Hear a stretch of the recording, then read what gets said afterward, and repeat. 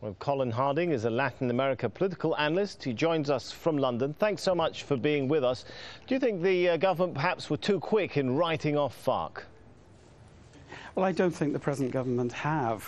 The previous government of President Uribe made great military advances against the FARC, and President Santos, who's been in office since last year, has been trying to build on those advances, but he knows very well that they still have a problem on their hands. What they're trying to do now is develop a security plan which will tackle not just the FARC, but right-wing paramilitaries who were demobilized under the previous government but have started rearming in some areas, and new criminal gangs they call Bakrim. These are involved in drugs and in various other rackets.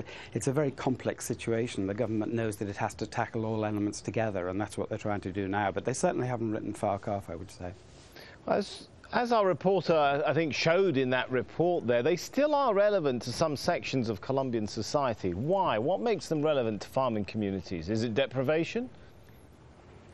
Well, that's partly it, yes. I mean, as the item said, that the people who've been in the FARC since they were young teenagers, 12, 13, 14 years old, in poor, backward areas, not just in Colombia, in other parts of Latin America, taking up arms if it appears to give you a uniform, a gun, discipline, food, and so on. It is a real option for some, less so now than it was, but it certainly hasn't gone away. The present government is trying to tackle social issues as well, which partly fuel the guerrilla war. They're trying to resettle people who've been displaced from their land. They're trying to arrange for compensation for people who've lost everything.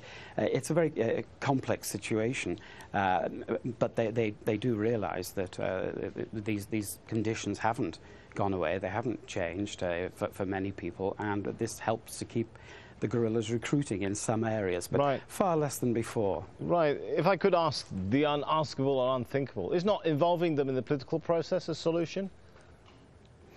It's not impossible. The previous government, under President Uribe, absolutely ruled that out. They said they were terrorists and they just had to be defeated. They had to be wiped out. The present government hasn't said it's going to negotiate with them, but I think if they carry through the security program over the next few years, which involves resettling people, paying compensation and so on, this may give the guerrillas a sort of way out. They can say, well, the government has taken on board a lot of the things we've been demanding, and therefore we're prepared to lay down our arms on certain conditions, you know, and actually actively seeking negotiations with the government. This has been tried in the past and failed, because the government realized it was being taken for a ride, previous governments. But the situation is very different now. But I think if the program which the government is now working on succeeds, or appears to be making progress, I think it does open the door to possible links, possible contacts in the future. But it'll take a few years, I think. Well, let's see if it'll happen. For now, thanks so much, Mr. Harding.